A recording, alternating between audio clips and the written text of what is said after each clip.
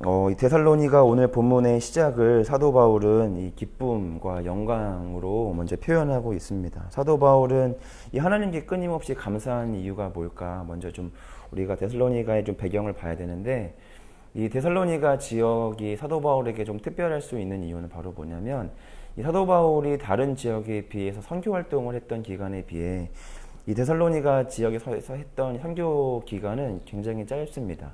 다른 지역에서 몇 년 동안 선교 사역을 했던 거에 비해서 이 데살로니가 지역에서는 고작 3주간의 시간밖에 그가 선교 활동을 하지 못했습니다. 그럼에도 불구하고 이 데살로니가 교회에서 얻은 이 신앙적 또 믿음의 열매는 다른 지역에 비해서 굉장히 긴 시간 어떤 선교 활동을 한 것보다 더 깊고 또 뜨거운 신앙적 열매를 이 데살로니가 교인들이 지금 맺고 있습니다.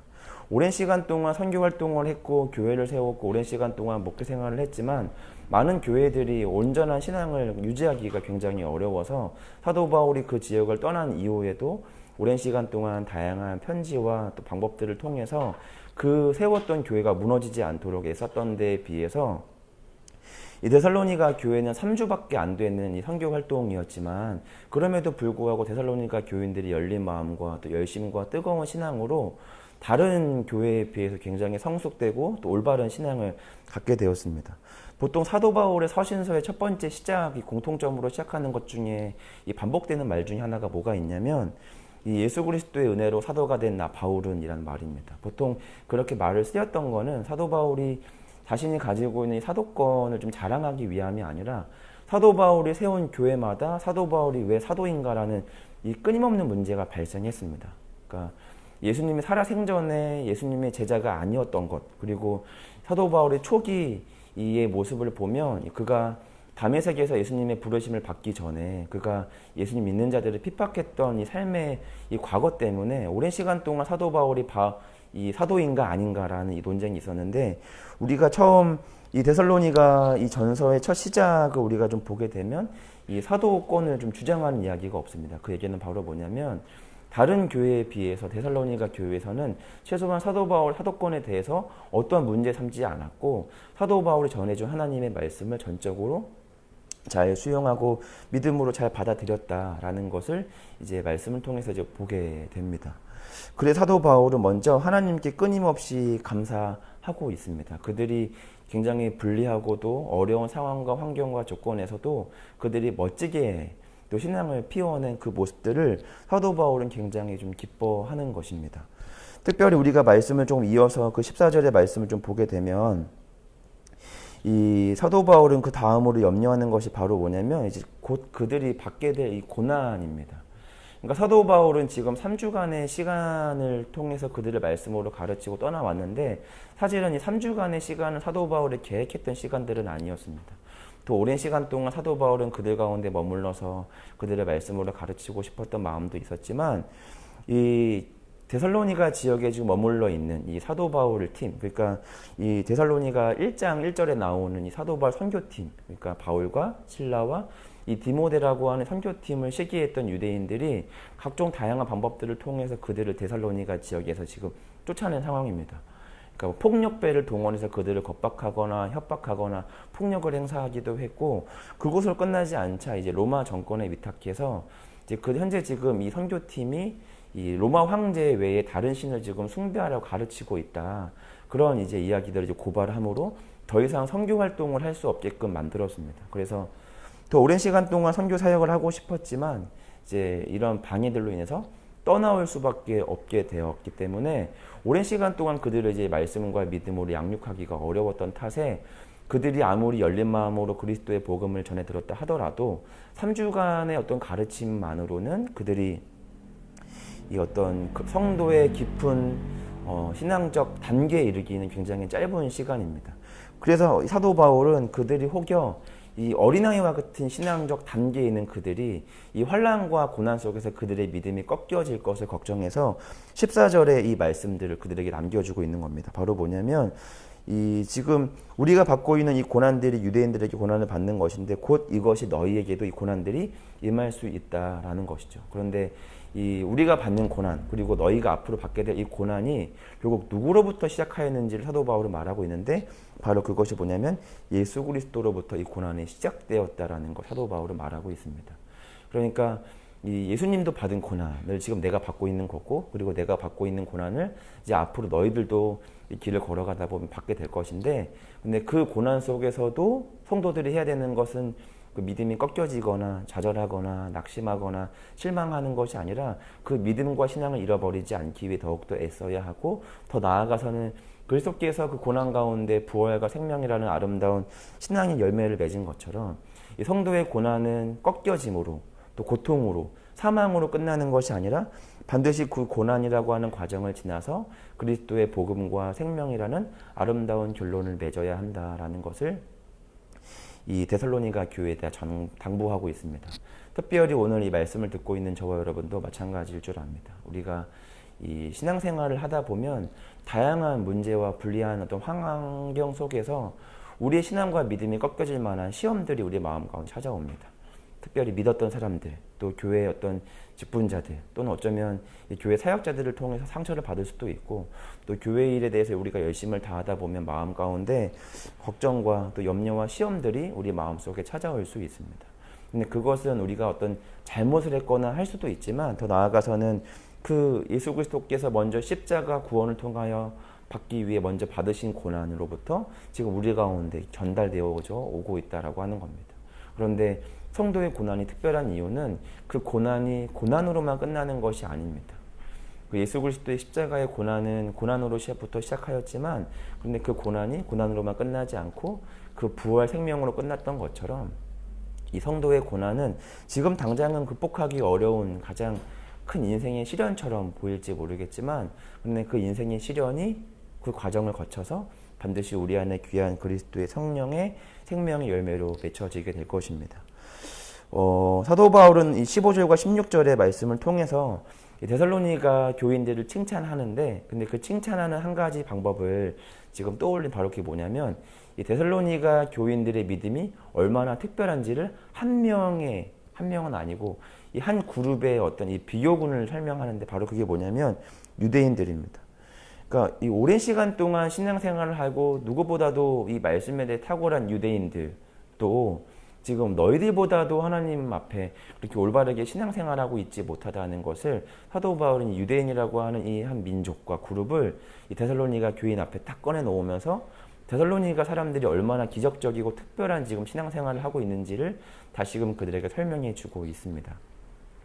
15절과 16절에서는 유대인들은 사실은 하나님께 선택받은 민족들이고 오랜 시간 동안 주님의 은혜와 섭리 가운데 하나님의 사람으로 훈련되어졌지만 그러나 아이러니하게도 그리스도의 복음을 전파하기 위해 선택된 그 유대인들이 오히려 그들을 위하여 찾아오신 메시아와 그리스도를 못 박아 죽인 굉장히 역설적인 이 역사를 그들 앞에 꺼내놓음으로 사실은 데살로니가 교인들 교육 3주밖에 그리스도의 복음을 듣지 못했지만 오히려 유대인들보다도 하나님 앞에 건강하고 성숙한 이 믿음과 신앙을 갖고 있는 그 데살로니가 교인들을 지금 칭찬하고 있습니다. 특별히 이 15절과 16절 이 유대인들을 통해서 우리가 다시금 마음속에 깊이 경고하고 좀 생각을 해봐야 되는 건 바로 뭐냐면 결국 이 데살로니가 교인들과 유대인들 이 두 무리를 좀 생각을 해보면 이 신앙이라는 것은 꼭 시간의 어떤 연수와 꼭 이렇게 비례하지 않다라는 것을 우리는 보게 됩니다. 우리가 얼마나 하나님의 말씀을 많이 보았는가, 얼마나 하나님의 은혜를 많이 직간접적으로 체험했는가가 우리의 신앙의 깊이를 꼭 그렇게 시간과 비례할 수 있는 것은 아니라고 하는 겁니다. 하나님을 안다라고 유대인들은 자부했지만 진짜 그들은 하나님의 마음을 조금 더 헤아리지 못했습니다.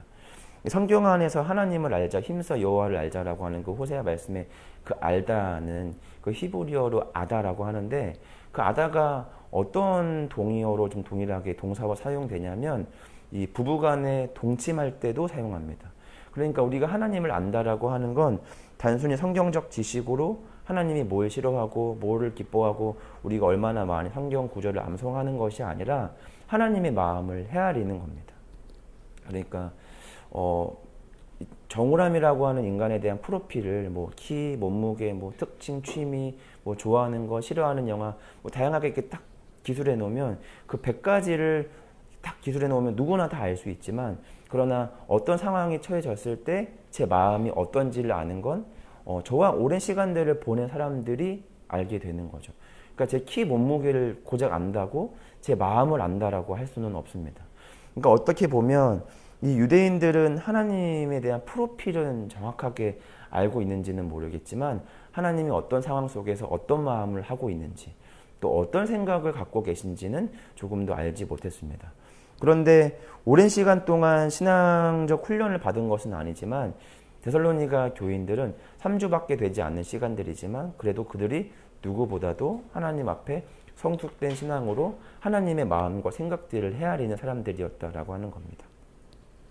특별히 오늘 새벽을 깨워서 말씀 앞에선 우리가 조금 더 유념 있게 봐야 되는 거는 바로 뭐냐면, 우리가 이 말씀과 예배를 통해서 하나님을 깊이 알아가지만 하나의 어떤 말씀에 대한 정보를 알아가는 것보다 더 깊이 우리가 본질을 좀 접근해 보면, 이 우리가 말씀을 듣고 또 예배를 드림으로 하나님의 마음을 더 깊이 헤아릴 수 있는 좀 그런 어떤 실력이 우리 가운데 먼저 세워지는 것이 가장 중요할 줄로 믿습니다. 그래서 우리 어떤 신앙의 어떤 연수와 상관없이 뭐 몇 년 됐다, 내가 주님 앞에 이렇게 어떤 직분을 갖게 되었다, 내가 주님 믿은 지 뭐 몇 년이 됐다, 그런 것보다 더 중요한 거는 바로 뭐냐면, 말씀을 읽을 때마다 주님의 마음을 더 깊이 경험하고 또 하나님의 마음, 하나님의 생각을 헤아릴 수 있는 신앙인들이 되는 것이 더 중요하지 않은가, 그런 생각을 해보게 됩니다. 17절부터 좀 말씀을 보게 되면, 형제들아 우리가 잠시 너희를 떠난 것은 얼굴이요 마음은 아니니 너희 얼굴을 보기를 열정으로 더욱 힘썼노라. 그러므로 나 바울은 한 번, 두 번 너희에게 가고자 하였으나 사탄이 우리를 막았도다. 이렇게 되어 있습니다. 결국 데살로니가 교회에서 오랜 시간 동안 선교 활동을 하고 싶었지만, 그런 사도 바울의 계획과는 다르게 3주밖에 그들과 시간들을 함께하지 못했던 아쉬움을 사도 바울이 이 장의 끝마무리에서 그들에게 아쉬움을 남기고 있습니다. 그런데 이 몸은 멀어졌습니다. 이 유대인들의 시기와 질투와 방해로 더 이상 이 데살로니가 지역에 머무를 수 없었던 이 바울 선교팀은 결국 그들과 오랜 시간 동안 함께할 수가 없게 되었죠. 그렇지만 몸은 멀어졌지만 그렇다고 그 마음은 막을 수가 없습니다. 그러니까 하나님께서도 마찬가지입니다. 그러니까 우리가 조금 이렇게 눈에 보이지 않는 물리적인 거리는 우리가 봤을 때는 하나님과 우리 사이에 굉장히 큰 거리가 굉장히 먼 것처럼 우리가 느낄지 모르겠지만, 하나님이 우리를 향한 그 마음, 사도 바울의 마음처럼 더 뜨겁게 우리를 향하고 있는 줄 압니다. 특별히 하나님께서는 이 데살로니가 사람들을 위해 사도 바울을 이 데살로니가 지역으로 보냈지만, 유대인들의 시기와 질투로 인해서 지금 어쩔 수 없이 그 지역을 떠나가게 됐습니다. 그러나 사탄은 이 바울과 데살로니가 교인들을 이렇게 떨어뜨려 놓는 데는 성공했지만, 그들이 서로 신앙 안에서 마음을 합하는 데에는 그것까지는 막지는 못했습니다. 때로는 우리가 하나님 안에서 하나가 되어가는 과정 속에서는 이 사탄의 방해가 반드시 있다라는 것을 우리는 기억해야 됩니다. 우리가 더욱더 모이기에 힘쓰고 더욱더 사랑하고 우리가 주님 안에서 교제할 때 이 하나됨을 방해하는 세력이 반드시 어느 한편에는 존재한다. 그래서 우리가 더욱더 서로를 시기하고 질투하고 미워하고 판단하고 정죄하고, 그래서 우리 몸을 자꾸만 떨어뜨리게 하려고 하는 세력들이 있고, 실제로 사탄의 방해로 잠시는 그렇게 떨어뜨려 놓는 데에는 성공할 수도 있다라고 하는 겁니다. 그럼에도 불구하고 반드시 우리가 기억해야 되는 건 바로 뭐냐면, 사탄이 할 수 있는 건 딱 거기까지라는 것이죠. 그러니까 몸은 떨어뜨려 놓을 수 있다. 그러나 우리가 마음으로 누군가를 위해 기도하고 사랑하는 것은 사탄이 막을 수 없다라고 하는 겁니다. 때로는 우리가 물리적으로 더 이상 가깝게 지낼 수 있는 환경이 아닐 수 있는 상황들이 우리 가운데 있겠죠. 좀 더 모이기를 힘썼지만, 그러나 뭐 상황과 조건들이 여의치 않아서 좀 모이기는 조금 어려운 상황들이 될 수는 있습니다. 육체적으로. 그러나 우리가 몸으로는 모이기가 어려울 수 있지만, 그러나 우리가 마음으로 모이는 것은 사탄의 방해에도 불구하고 우리가 할 수 있다라고 하는 겁니다. 특별히 우리가 오늘 말씀 앞에서 기억해야 되는 것은 바로 뭐냐면, 우리가 몸으로서 모이기는 조금 어려울지라도 마음으로서 더욱더 모이고, 또 마음으로 서로를 위하여 더욱더 세워주고 기도하고 사랑하는 일에는 결코 멈춤이 있어서는 안 된다라고 하는 것을 우리는 오늘 말씀을 통해서 깊이 좀 이해해야 됩니다. 그리고 사도 바울은 19절과 20절을 통해서 우리의 소망이나 기쁨이나 자랑의 면류관이 무엇이냐, 그가 강림하실 때 우리 주 예수 앞에 너희가 아니냐, 너희는 우리의 영광이고 기쁨이라, 이렇게 데살로니가 교인들을 향해서 정말 극진한 칭찬과 칭송을 합니다. 그러니까 뭐냐면 너는 우리의 자랑이다, 너희가 우리의 훈장이고 너희가 우리의 영광이다 라고 하는 겁니다. 특별히 사도 바울의 이 감격이 조금은 공감이 됩니다. 사실은 다른 지역, 오랜 시간 동안 선교 활동을 했음에도 불구하고 다양한 신학적 견해와 그들의 어떤 세상적인 어떤 이 영향을 받아서 온전한 믿음의 어떤 뿌리를 내리지 못했던 많은 교회들에 비해서 굉장히 불리한 상황과 조건이었음에도 불구하고 멋진 이런 신앙적 열매를 피워내고, 또 이렇게 교회 안에서 어떠한 분열도 없이 그리스도의 복음으로 온전하게 세워져가는 이 데살로니가 교인들을 보면 지금 선교팀은 굉장히 지치고 피곤하고 상황적으로 보면 굉장히 어렵지만, 그럼에도 불구하고 짧은 시간 동안 선포된 그 말씀을 붙들고 하나님 안에서 그 믿음을 키워내는 그 데살로니가 교인들을 보면 아마 이 바울의 마음은 굉장히 마음이 기뻤을 것입니다. 하나님도 우리를 바라보며 동일하게 생각할 줄로 믿습니다. 여러분들과 저의 삶도 데살로니가 교인들처럼 때로는 우리가 신앙생활하기에 완벽하게 최적화된 삶은 아니죠. 우리가 가정에서, 또 우리가 사업체에서, 또 직장에서 바쁘게 일하다 보면 하나님의 말씀을 참 까먹기 쉽고 잊어버리기 쉽고, 또 하나님의 말씀을 지켜 행하기가 어려운 삶의 형편이 저마다 우리 삶 속에 존재한 줄로 압니다. 그럼에도 불구하고 오늘 내가 들은 말씀, 또 배운 말씀, 기억되는 그 말씀, 그 한 줄이라도 삶 속에 실천해 보려고 그 노력을 하는 그 모습들을 바라보며 하나님이 우리의 모습들을 바라보시며 사도 바울이 지금 이 데살로니가 교인들을 향해서 깊이 감사와 감격 가운데 너희는 우리의 영광이요 기쁨이다 라고 말하는 것처럼, 어쩌면 하나님은 이 하나님께서 이렇게 천사들을 다 모아놓고 우리의 삶을 보시면서 내가 사랑하는 내 자녀들의 모습들을 보면 저 아이들이 나의 영광이고 기쁨이다 이렇게 자랑하고 계신 줄도 모르겠습니다. 스바냐 3장 16절의 말씀을 보면 하나님께서 우리를 바라보시면 그 기쁨에 그 몸부림을 치신다, 그 기쁨을 이기지 못한다 이렇게 표현되어지고 있는데, 우리는 하나님께 그런 존재입니다. 우리 가운데 허락된 그 한 권의 성경의 말씀들을 우리가 바라보며 읽고 암송하고 듣고 배우고 가르치고 또 전하며, 또 우리가 그렇게 말씀을 한 줄이라도 배우기 위해 새벽을 깨우며 이 자리에 나온 우리의 모습들을 하나님은 너희가 우리의 영광이고 우리의 기쁨이다 그렇게 말하고 있는 줄 압니다. 오늘 데살로니가 전서 2장 13절과 20절의 말씀을 우리가 함께 깊이 좀 들여다봤습니다.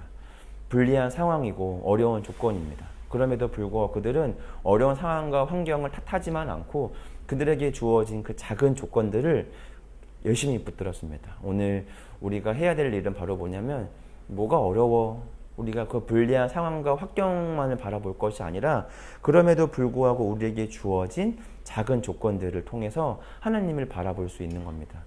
비록 이 안경이지만 이 눈이 나쁜 사람들한테는 이 안경 하나가 세상을 온전하게 바라볼 수 있게 만드는 도구가 됩니다.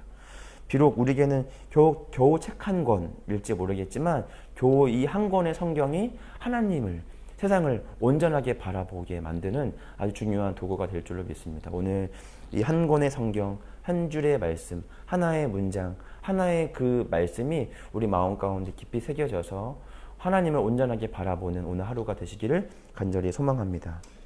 특별히 오늘 말씀을 기억할 때에도 오늘 말씀을 기억하면서 함께 우리 기도했으면 좋겠습니다. 첫 번째로 기도할 때에는 이 말씀이 내 삶 가운데 온전하게 실천되어져서 불리한 상황과 환경에 내가 비록 놓여 있을지라도 데살로니가 교인들처럼 하나님의 말씀을 온전하게 붙들고 주님의 말씀으로 주님을 바라보고, 주님의 말씀으로 세상을 바라보고, 주님의 말씀으로 내 직장 동료들, 또 가족들, 친구들을 바라볼 수 있는 오늘 하루가 되게 해달라고 함께 기도했으면 좋겠습니다. 더 나아가서는 이 사도 바울 데살로니가 교회를 칭찬하는 것처럼 우리 지어처치가 하나님 앞에 그렇게 칭찬받는 교회가 되게 해달라고 함께 기도했으면 좋겠습니다.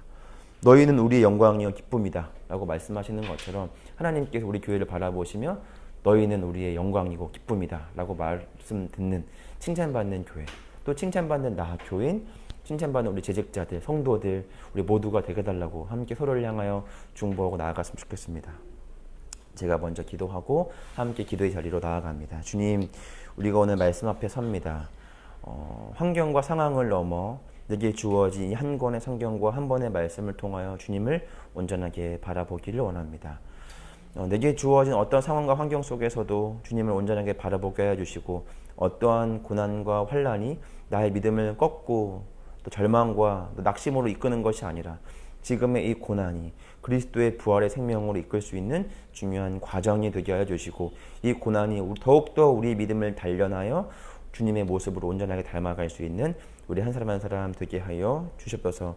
그리고 말씀처럼 사도 바울이 데살로니가 교인들을 칭찬하는 것처럼 이 칭찬이 우리를 향한 칭찬이 되게 하여 주시옵소서. 이 모든 말씀 살아계신 예수님의 이름으로 기도합니다. 아멘.